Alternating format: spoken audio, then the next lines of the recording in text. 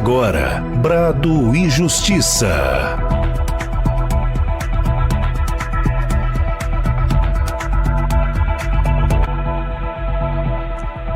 Boa tarde, pessoal. Como é que vocês estão?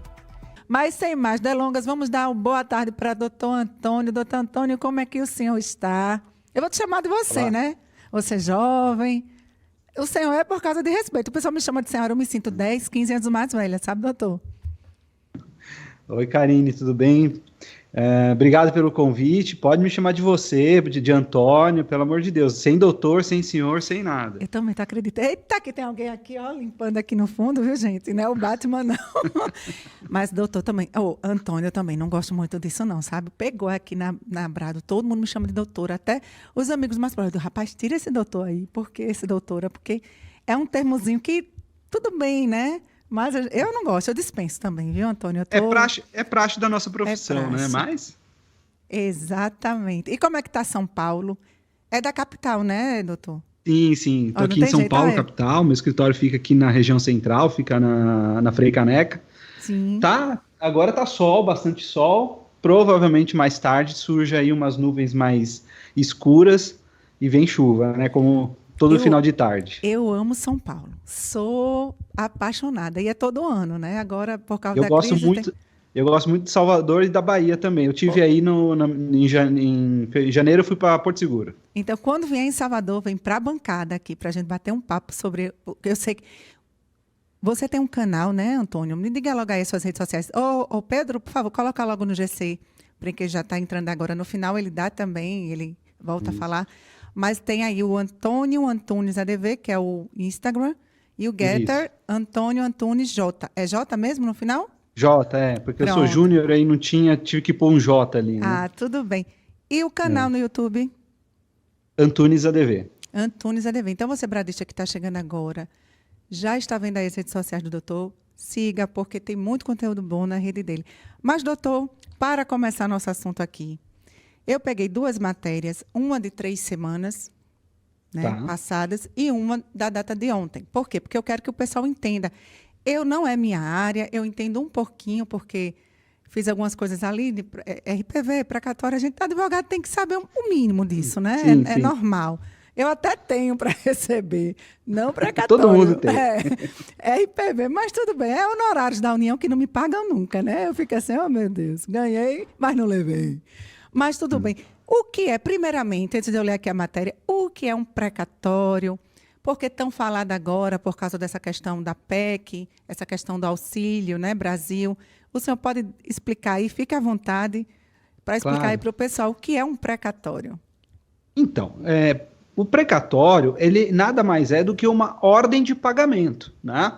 Então, assim, todo mundo que tem uma ação judicial contra algum ente público, né? Então, se você entra com uma ação judicial contra a prefeitura, contra o Estado, contra a União, depois que você ganha o processo, né, depois que tem a sentença, que a gente chama de transitado em julgado, ou seja, se discutiu todo o assunto que você está discutindo ali, se define um valor, que é o valor da condenação daquele ente público, né, da União Federal, do Estado, do município, né? Então, você tem um ente público lá que você ajuizou a ação contra, e aí você tem um valor para receber, então se expede o que se chama de ofício precatório. É uma ordem de pagamento daquela condenação judicial, né?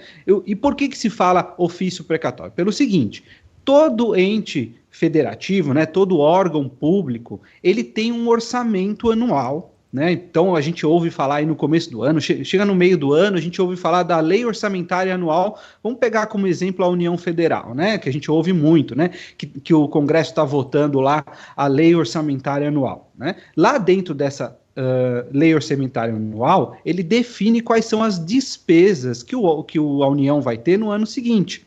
E dentro dessas despesas tem as condenações judiciais que a União sofreu. Então, nada mais é do que uma ordem, um ofício de uma ordem de pagamento que é expedida para que a União coloque no seu orçamento, né, aquela despesa para que no ano seguinte possa pagar. É basicamente isso. Eu estou vendo aqui que é mais ou menos, abre espaço de 65 bilhões no orçamento de 2022, mas vai abrir o espaço maior de 104.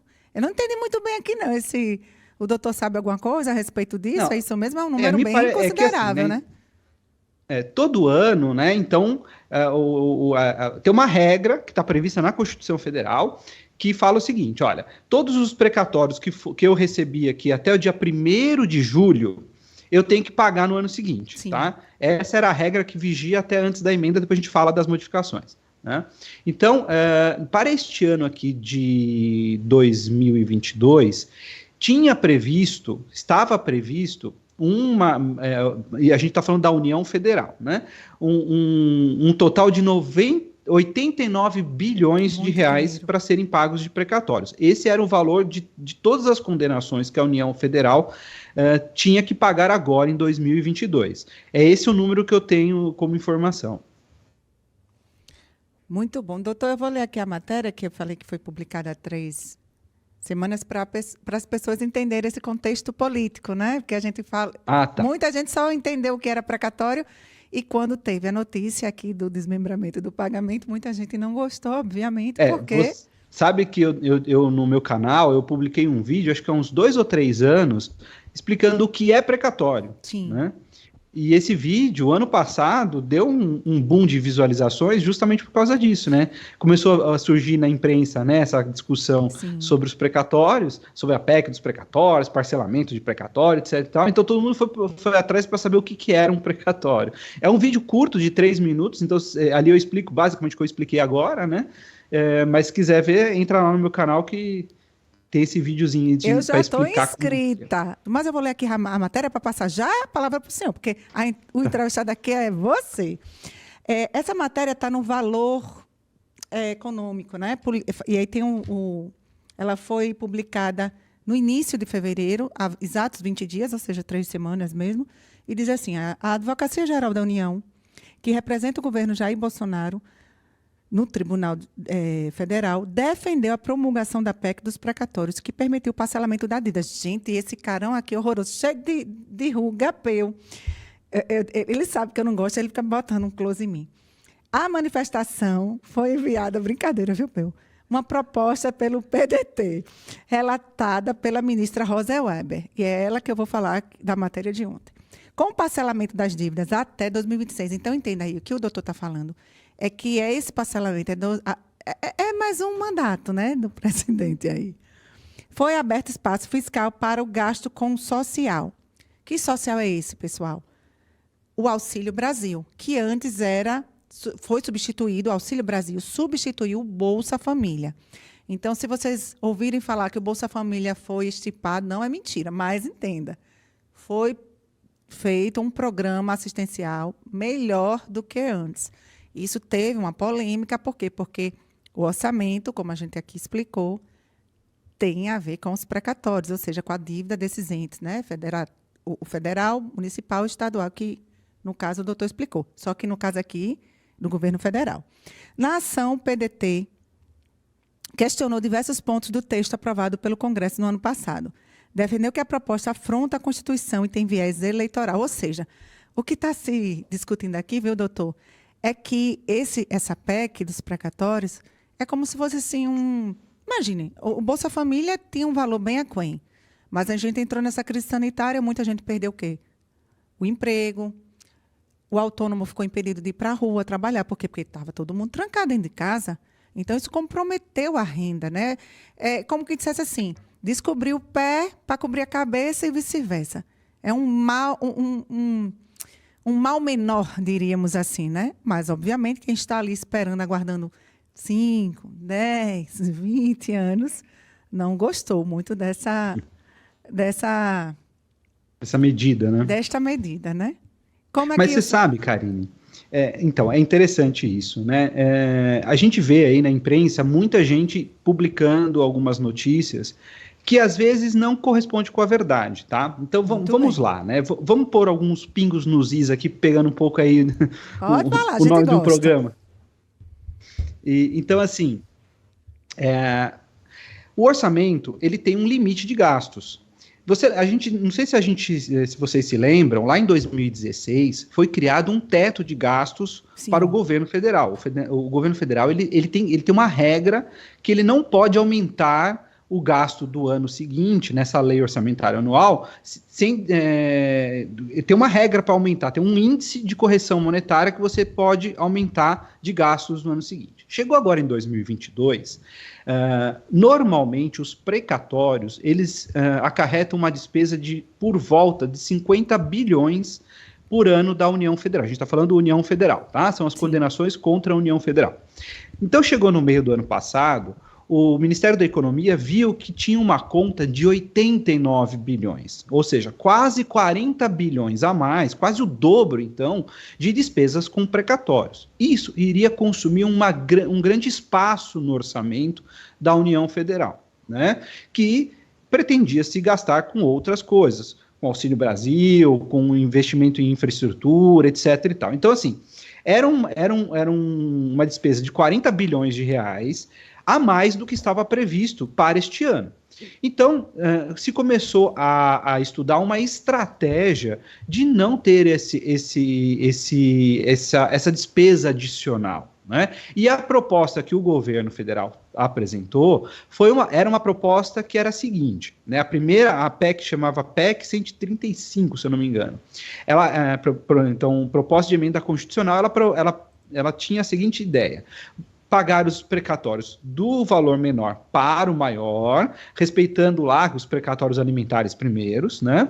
E os maiores que não forem pagos, que não conseguissem ser pagos no ano de 2022, iriam ser parcelados em até 10 anos. Né?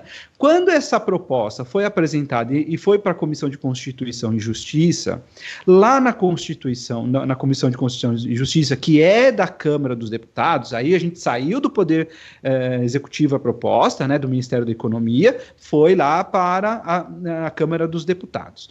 E ali houve uma substituição, que foi a proposta mais ou menos que foi aprovada. Qual que foi, então, a proposta que os deputados colocaram no lugar dessa proposta que o governo tinha apresentado? Então, foi uma proposta totalmente diferente da do governo.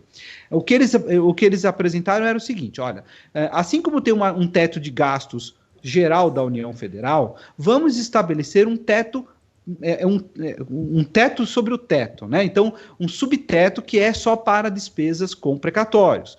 Então, o que ficou estabelecido? A proposta da Câmara dos Deputados foi o seguinte: vamos, então, aprovar um valor teto para que a União gaste com condenações judiciais, que é pagamento dos precatórios. E esse valor teto era o valor que foi gasto de precatório no ano de 2016, corrigido pelo IPCA e até a data do ano da lei orçamentária, né? Então, esse valor é mais ou menos de 50 bilhões, ele limitou em 50 bilhões, né?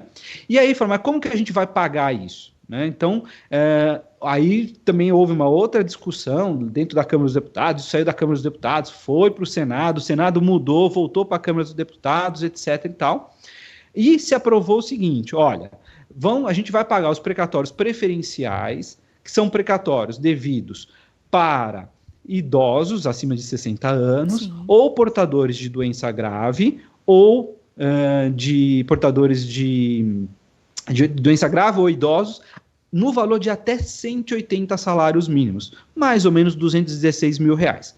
Pagou-se esses precatórios menores de preferenciais, passa para uma outra ordem, que são os precatórios alimentares, aí, né, são os demais, sim, precatórios alimentares até 180 salários mínimos. Conseguiu pagar todo mundo? Vai para terceiro lugar, são os precatórios alimentares acima de 180 salários mínimos. Pagou todos os precatórios alimentares? Vamos, então, começar a pagar os precatórios comuns, que são precatórios de natureza, geralmente são de desapropriação, ou de indenização, ou então de recuperação de impostos, né? Então, eu já estou até adiantando aqui a pauta, né? A gente... Não, fica à vontade. São 15h24, só vou explicar aqui para quem está chegando agora. Estamos falando aqui sobre a PEC dos precatórios, o que mudou, onde isso, a quem afeta, né? Com o doutor Antônio Antunes, e já tomei a chamada do diretor, não tem como aqui. Mas, doutor Antônio, eu queria, antes de passar a palavra para o senhor, Eu vi, a gente tem um jornal de assinantes e que as pessoas podem estar mandando perguntas, né? Não tem Legal. nenhuma, mas no chat aqui eu vi uma pergunta, e eu vou abrir uma exceção aqui, a Márcia, ela está perguntando, ela está dizendo que a Receita Federal deve para ela, né? Eu creio que de restituição. Tem mais de 10 anos. Isso seria um precatório? Ela pergunta aqui. Se ela entrou na justiça e ganhou esse direito de restituir algum valor na justiça, sim, é um precatório, né? Porque a União Agora, deve, né? mas Isso. Né, Receita Federal é um precatório da União, justamente essa que nós da estamos União abordando Federal, aqui. exato. Isso. Seria um precatório federal porque é da União Sim. Federal. Precatório federal é quando quem deve é a União Federal. Precatório estadual é que quem deve é um estado, municipal é um município que deve. Isso. Então, Márcia, eu acho que respondeu aqui, né? Agora, realmente, a gente não sabe aqui mais detalhes, se isso é uma questão administrativa, porque a gente sabe que existem aqueles processos administrativos, mas pelo intertício aqui, pelo tempo, eu creio que seja judicial mesmo, viu, doutor? E ela deve estar falando, tenho mais de 10 anos. O que ela precisa ver? Se o processo dela acabou, né? Você sabe que aqui no meu canal aparecem muitas dúvidas assim, eu tenho um precatório há mais de 10 anos. Aí a pessoa entra aqui no WhatsApp aqui do escritório e pergunta, olha, eu queria vender meu precatório, tem mais de 10 anos que eu tenho para receber, eu entro no processo, eu vejo que não tem precatório ainda. Por quê? As pessoas têm que entender justamente isso. Só vira precatório depois que o processo acabou. Então, transitado em julgado. Não é isso? Que chega a ser o débito, de fato, da União. Para que as pessoas entendam isso. Então, ela está dizendo aqui que judicializou. É na justiça, ela falou. Exato. Karine, então, assim, por exemplo, pega um exemplo aí de algo muito comum. A pessoa entra lá, tentou uma aposentadoria no INSS, o INSS negou a aposentadoria, ele teve que contratar um advogado para entrar na justiça e conseguir a concessão da aposentadoria na justiça. Enquanto não tem uma decisão transitada em julgado, que é aquela decisão que não cabe mais recursos, falando que ele tem direito àquela aposentadoria, ele não tem precatório ainda. Sim. Ele só vai ter precatório depois que teve a condenação e depois que o juiz definiu qual que é o valor daquela condenação. Então tem a fase que a gente chama de cumprimento de sentença, que nós advogados conhecemos, que é a fase depois do julgamento da questão de mérito, que é se tem ou não o direito àquela aposentadoria no exemplo que eu dei. Ou seja, então quando a gente fala assim de precatório, não é você que tem uma ação contra a União, que está ali, a gente sabe que às vezes a pessoa vai ganhar, mas se não tiver transitado em julgado, não tiver o cumprimento da sentença, e a gente sabe que não cumpre assim, né, doutor? A gente sabe que realmente ela está falando aí, eu creio até que a dela esteja transitada em julgado, sem mais recursos, enfim. Mas eu tenho um colega, ele é também advogado, e o pai dele faleceu, e o precatório, né, foi para o espólio, porque assim, não teve como... eu acho que ainda tá, e era muito dinheiro. Muito estava em torno de 1 milhão, eu creio, mais ou menos. Então, assim, a gente sabe que é complicado. E eu acho que esse senhor esperou, em média, 20 anos. Então, mas, assim, eu tomei um baque um pouquinho. Não vou mentir que, para eu entender um pouco a PEC dos precatórios, eu ainda não entendi completamente. Mas para eu dizer assim, meu pai, sabe? E aí, quando eu vejo essas matérias, né, que tem rebatendo que isso tem questão de cunho eleitoral, a gente tem que analisar, de fato, para... Não que hoje eu não ache, não é isso, eu concordo com o doutor. Também estou nessa... Eu creio que era necessário pelo nosso contexto, que eu já falei aqui, né? Portanto, o agravamento da crise poderia ser melhor. A gente viu que pessoas que estavam... que faziam 2, 3 refeições, não fazendo nenhuma. A gente sabe que realmente era necessário. Mas, e o senhor que atua com isso? Como é que as causas que estão lá, que já são precatórios, que de fato estão transitadas, como foram recepcionadas pelos clientes? Então, é aquilo que a gente falou, né? Existe muito ruído de informação, Sim. né? O que é interessante a gente saber é o seguinte, olha, eu vou pontuar algumas questões aqui que eu acho muito importantes. Primeiro, precatórios da União Federal, eles nunca atrasam, né? Ou seja, até o ano passado, a União Federal sempre pagou seus precatórios em dia. O que é pagar o precatório em dia? Se o precatório é um precatório para ser pago no ano de 2021, ele está pago.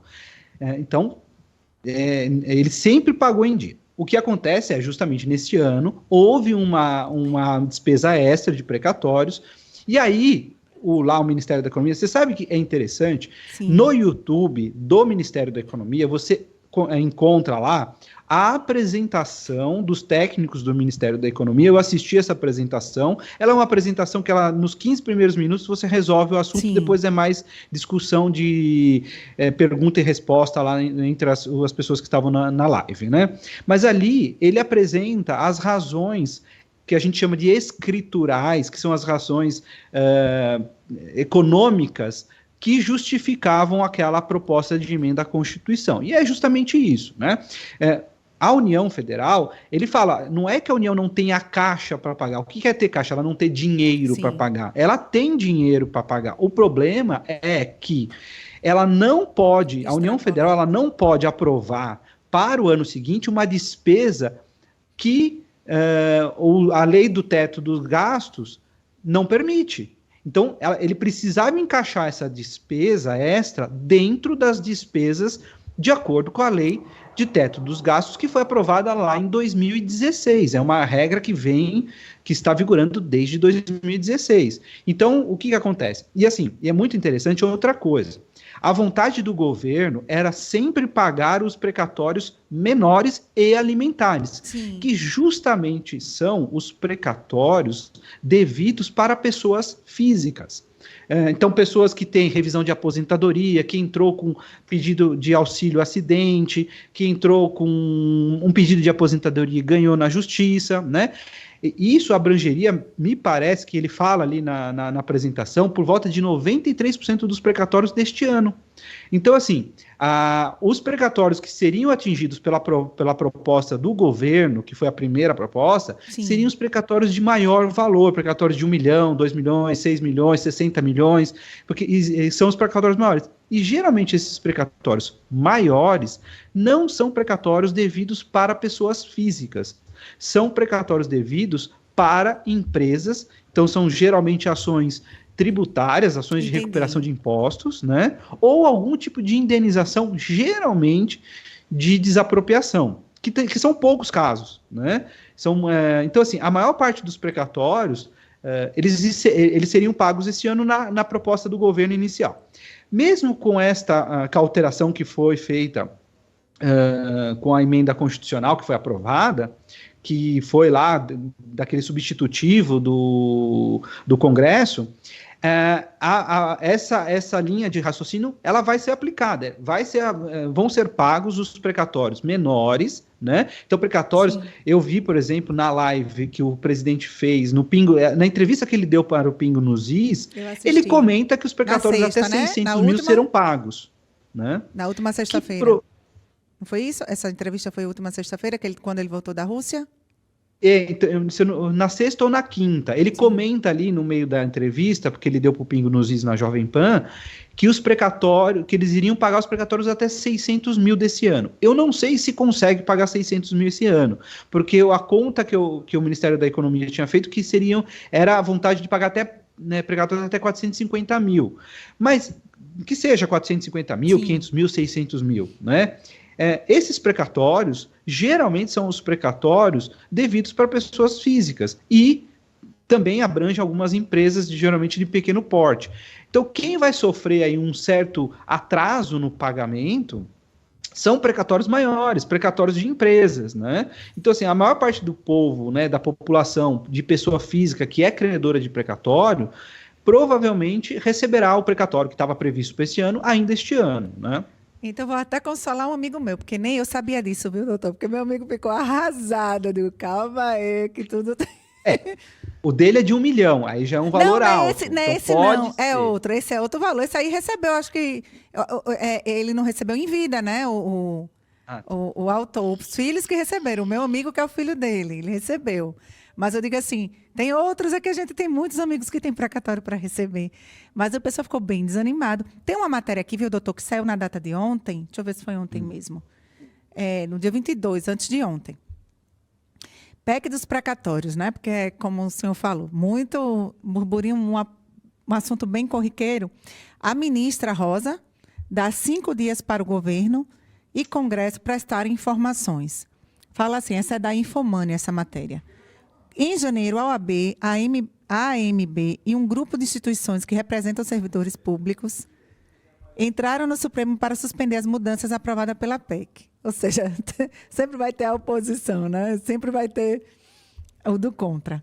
A ministra Rosa Weber, do Supremo Tribunal Federal, deu 5 dias para o Palácio do Planalto, Câmara dos Deputados e Senado Federal se manifestarem sobre a PEC dos precatórios.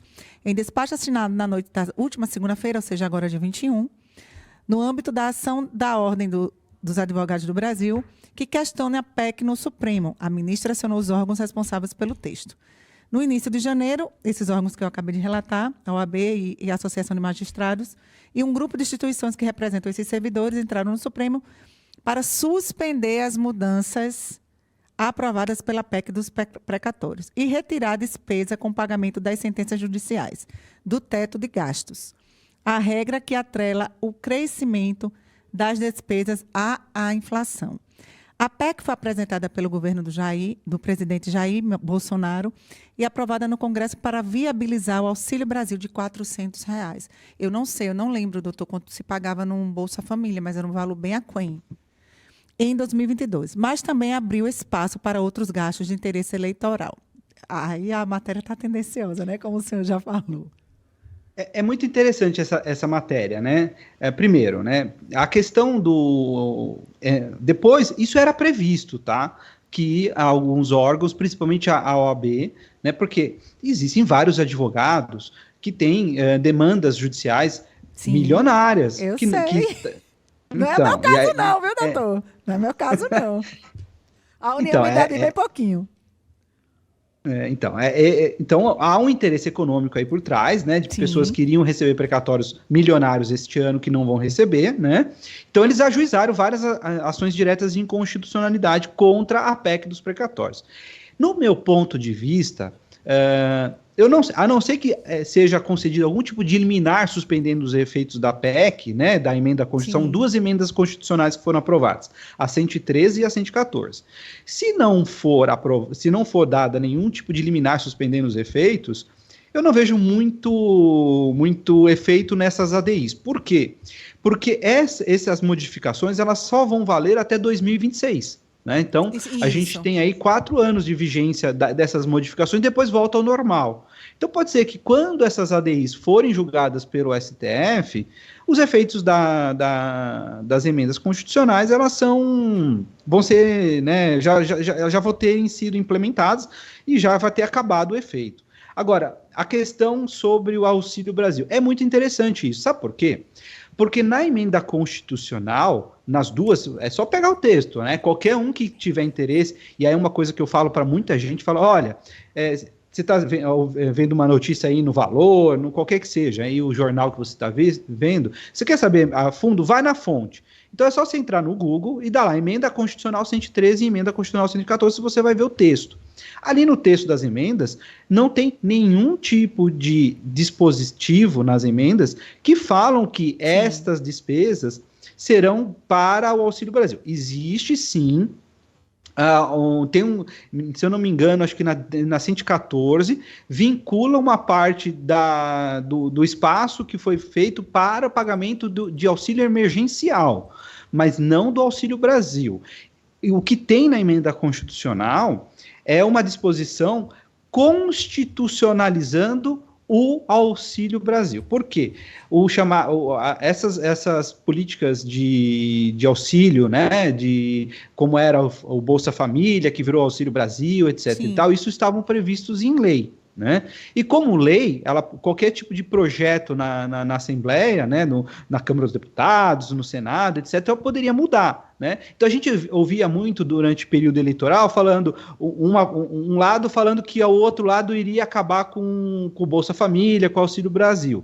Aí, na emenda constitucional, colocou-se como direito fundamental, lá no artigo 5º, essas políticas de distribuição de renda, né, que é o Auxílio Brasil, ou o antigo Bolsa Família, etc. e tal. Existe lá, então foi constitucionalizado que a União Federal sempre vai ter que ter uma política de auxílio da classe mais necessitada do país. Isso existe lá, mas não tem nenhum tipo de disposição vinculando a receita que foi aberta agora em 2022 para pagamento desses auxílios, tá? Pelo menos eu não vi lá, posso estar enganado, mas eu não vi. Ou seja, então muita gente fala o que não sabe, né? Vai repassando e fica um telefone sem fio, a informação chega de um jeito. E agora temos o doutor Antônio Antunes, aqui diretamente de São Paulo, explicando o que mudou a PEC dos precatórios, porque nem eu sei. É tanta coisa para estudar, doutor, que se eu for para lá, eu sei. Tem um site, inclusive eu quero passar aqui para o pessoal, câmara.leg.leg, né, .br, que essa PEC está com o número 23 de 2021, mas, na verdade, ela é 113, aliás, perdão. 113, ela vai com esse número, mas fica 113, que é transformado na emenda constitucional. A partir de dezembro, ela foi transformada em EC, Emenda Constitucional número 113. E tem a 114, que inclusive foi a última. A gente tem um programa aqui, viu, doutor? Que eu e a doutora Gabriela apresentamos sobre as PECs, sobre o que é que pode ser feito, né? E a gente viu que tem 114, ou seja, a última foi justamente essa PEC dos precatórios. Então, a gente está falando de um assunto super atual. Não tem a 115 ainda, pelo menos que eu saiba. Né? Tem a 113 e a 114, que é justamente sobre a PEC dos precatórios. Doutor Antônio, pode fazer aí suas observações. São 15h44. Para o pessoal que está na rádio, temos mais aí uns 10 minutinhos para papear. E diga aí o que o senhor quiser, o microfone está aberto, alguma explicação, alguma coisa que eu não perguntei, porque como eu não sei o assunto, então nem tudo você vai perguntar. Pode mandar ver aí, se acha que ainda tem alguma dúvida, esse pessoal aí, como a nossa ouvinte, né, que perguntou, que ela falou que realmente é judicial, a gente sabe que espera. E eu sei que quando fala assim, precatório, a gente senta. Inclusive, a OAB tem uma comissão de precatórios, né? Tem. A OAB, a Comissão de Precatórios, ela faz esse trabalho perante os tribunais, perante o governo, até durante a tramitação da PEC, essa comissão foi até o Congresso tentar negociar algumas melhorias na PEC, né, que beneficiassem a classe dos advogados, né. Agora, voltando um pouco na PEC, né, a gente está falando dos precatórios, mas dentro dessa PEC foram incluídas algumas, e isso veio da proposta do governo. Tiveram algumas disposições ali nas emendas constitucionais que são muito benéficas, né? Uma delas é o seguinte: você tem uma dívida para pagar de imposto de renda, por exemplo, lá com a União Federal. E, ao mesmo tempo, você tem uma ação que você ganhou de aposentadoria, então você tem um precatório para receber. Até antes da emenda constitucional, que a gente comentou, né, você comentou que é recente. A primeira foi aprovada no dia 8 de dezembro, se eu não me engano, e a segunda no dia 16. Então, assim, até o dezembro agora do ano passado, se eu tinha um crédito para receber da União Federal e, ao mesmo tempo, eu tinha uma dívida, eu não podia fazer um encontro de contas. Tipo uma recíproca. Que é algo óbvio. Uma compensação recíproca, né? Exato. Na PEC dos precatórios, eles colocaram isso, né? Então, agora, isso não se aplica só com a União Federal, ela se aplica para todos os entes federativos, então, Estado, município. Então, vamos imaginar que você tinha lá um IPVA devendo para o Estado. Sim. Né? E, ao mesmo tempo, você tinha uma ação contra o Estado que você tem um crédito para ganhar. Você pode chegar para o Estado e falar, olha, eu tenho aqui uma dívida de IPVA de 10 mil, mas eu tenho essa ação aqui que eu tenho 20 mil para receber. Vamos compensar uma coisa com outra, você me paga só a diferença? Poxa, isso é muito bom, é bom para todo mundo. É bom para quem deve, é bom para o governo, porque ele recebe aquela dívida, ele não tem o desencaixe do dinheiro, né? Sim. Então, assim, é uma disposição meio que óbvia, e assim, eu tenho 20 anos de advocacia, sabe? Eu trabalho com direito tributário. Começou novinho, não foi, doutor? Então, começou adolescente. Eu tô com 44 anos, não parece, né? Na faixa etária daqui da pessoa que vos fala. Não parece, não. Parece bem menos, dá uns 10 menos aí. Quando falou 20 anos, eu disse, não, peraí, não é possível que tenha começado com 14, mas tudo bem, pode continuar. Então, a gente ouve essa discussão de compensar, né, a dívida que eu tenho com o precatório, a gente ouve isso desde que eu entrei no meu primeiro estágio, né, que se tenta compensar precatórios com dívidas, né? E assim, uma outra coisa benéfica, né? Então vamos imaginar, eu falei dos precatórios da União Federal.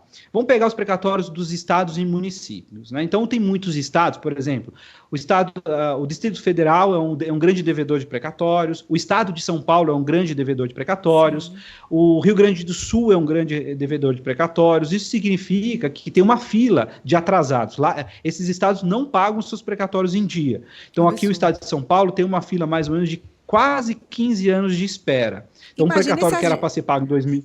Imagina se a gente não paga nossos impostos, nossos tributos em dia. Aí não pode. Aí mas pode. Aí que tá. Vamos imaginar que eu tenho esse precatório, né? E eu nunca vou conseguir receber nos próximos 15 anos. O que eu posso fazer com esse precatório? Se eu tenho uma dívida, eu posso oferecer esse precatório para pagar essa dívida. Sim. Mas vamos imaginar que eu não tenho essa dívida.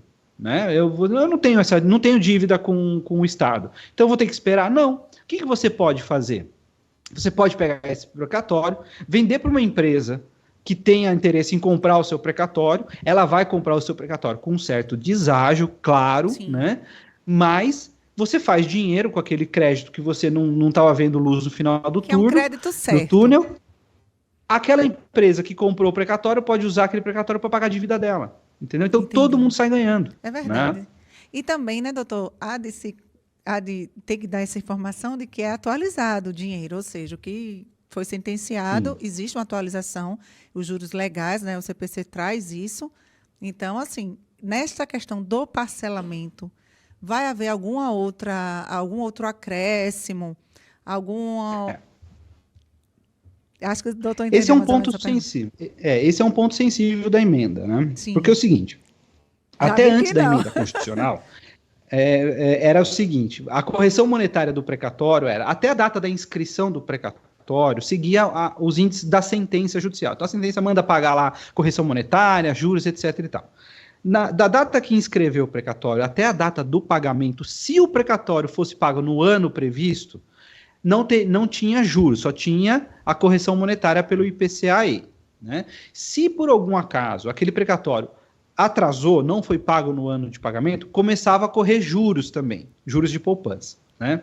Isso daí tem jurisprudência, tem súmula do STF, não vem ao caso falar, né, mas estava com base, essa jurisprudência foi consolidada, que era esta a regra. Né? Então, inscreveu o precatório até a data do pagamento, só correção monetária, se atrasou, começa a correr juros e correção monetária, juros de poupança mais IPCA-E. Né? A emenda constitucional, ela disse o seguinte, que toda correção monetária, taxa de juros remuneratórios ou compensatórios só será feito única e exclusivamente pela Selic. Então, isso é uma discussão. Eu acho que das ações diretas de inconstitucionalidade que foram ajuizadas lá no STF, que você comentou aí da matéria, a única que eu acho que pode ter um efeito é justamente essa que trata da alteração do índice de correção monetária. Né? Por quê? Porque a emenda constitucional fala o seguinte, que a Selic vai ser o único indexador do precatório. Ele pode, sendo pago no seu prazo ou não. Né? Então, pode ser que exista algum tipo de decisão no STF alterando isso, né? Voltando para aquela ideia anterior, que se não pagou dentro do prazo, paga-se a correção monetária mais uma taxa de juros moratórios, né? Um juros que compense a mora pelo pagamento do precatório. Que é uma coisa, a expectativa de se receber um montante de uma vez, né? A gente sabe que a gente até tira. Pode dar descanso, faz acordo, né? A gente tem outras causas que não são especificamente precatórias, a gente sabe que a gente pode fazer isso de acordar antes do transitado em julgado, ou não é o caso aí, a gente está falando de, enfim, sentenciou tal e a gente pode fazer acordo, ou antes ou depois, dentro daquela parte de execução. Mas no caso do precatório, não seria justo para quem está recebendo, vai receber durante esse período, né? Enfim, que já estava para receber, não vai receber desta forma, e parcelado para que você junte de novo. Eu acho, ao meu ver, que é injusto, mas eu entendo que talvez esse seja um ponto que a gente vai ter que aguardar. Deixa eu esclarecer uma coisa também, né? Os precatórios que não forem pagos no ano de 2022 da União Federal, eles não mais serão parcelados, tá? eles entrarão como preferência para pagamento em 2023. Sei. Só que, a ideia era parcelar, mas então eles fizeram o seguinte, ó, gasta até 50 bilhões, o que sobrar paga-se em 2023, antes dos precatórios previstos para 2023. Em 1º de julho, né? Importante essa data, porque o que tinha para receber até 1º de julho fica para o ano subsequente, para o ano seguinte. Também, vamos lá, de novo. Então, deixa eu explicar melhor essa regra. É assim, ó. O precatório, para ele entrar para a LOA, Lei Orçamentária Anual, do ano seguinte, ele tinha que ser inscrito, expedido o ofício e enviado para a União Federal até dia 1º de julho. Então, assim, todos os precatórios que foram expedidos até 1º de julho de 2021 entraram para a LOA, né, Lei Orçamentária Anual de 2022, então estão previstos para pagamento em 2022. A partir da emenda constitucional, essa data foi alterada. Agora são os precatórios inscritos até dia 2 de abril. Então, se você é advogado e tem algum processo que está em fase de inscrição do precatório, agiliza, porque a gente só tem agora março, né, para inscrever o precatório, para que o precatório entre para pagamento em 2023. Março já é semana que vem, né, doutor? Exatamente, então, a gente tem um mês só para inscrever os precatórios para 2023. Passou do dia 2 de abril, os precatórios só vão ser inscritos para 2024. Né? Essa regra do dia 1º de julho foi alterada, agora até 2 de abril, entra para o ano seguinte, e depois do ano de 2 de abril, dia 3 de abril em diante, se o precatório for expedido depois, aí ele vai entrar para 2024 e assim por diante. Né? Perfeito. Eu tenho um curso também falando sobre precatórios, se quiserem. Pode falar onde é que pode ver, o site, pode divulgar aí. O site de cursos sobre precatórios é antunescursos.com.br. Lá tem o curso de precatórios, eu explico todas essas regras lá e já está atualizada com as emendas constitucionais. Doutor, novamente, já são 15h54, a gente tem que encerrar o programa. Eu agradeço demais o senhor ter aceitado o convite. Já está com o convite feito para votar quando quiser. Me chama aí no Zap. Vamos marcar aí já a nova data. Outros assuntos também. O precatório, é claro, era muito importante que se fosse comentado. A gente ainda não tinha abordado esse tema aqui no Brasil Justiça. Embora o programa seja novo, fez um mês. Hoje tem 1 mês e 1 semana, ou seja, 5 semanas. Então, é um programa ainda bem recém-nascido. Passou um pouquinho aí, está engateando. Mas a gente não tinha abordado. Eu te agradeço, primeiro, até pela sugestão do tema, né? Obviamente. E quero que o senhor diga aí suas redes sociais. E já se despeça aí também, já sabe que pode voltar quando quiser. O programa está de portas abertas. Karine, eu agradeço o convite. A gente pode voltar aqui para falar de precatórios, falar aí sobre as outras questões que estão dentro dessa emenda constitucional, a questão da compensação com impostos, a questão de cessão dos precatórios, venda dos precatórios, entendeu? Eu não sabia nem disso, viu, doutor? Sabia, mas não tinha assim, conhecimento bem raso. Mas eu trabalho bastante com compra de precatório, eu compro precatório aqui no escritório, para mim, para investidores, né, para empresas. Tem a questão também de usar precatório para comprar imóveis da União, que também é uma outra coisa muito boa que está dentro dessa emenda, a gente pode falar também. Pode, então, se quiser saber um pouco mais aí, me acompanhar, Antunes ADV no YouTube, Antônio Antunes ADV no Instagram, que são as 2 principais redes que eu uso. Doutor, muito obrigada mais uma vez. Vamos combinar aí já um outro tema, uma outra data.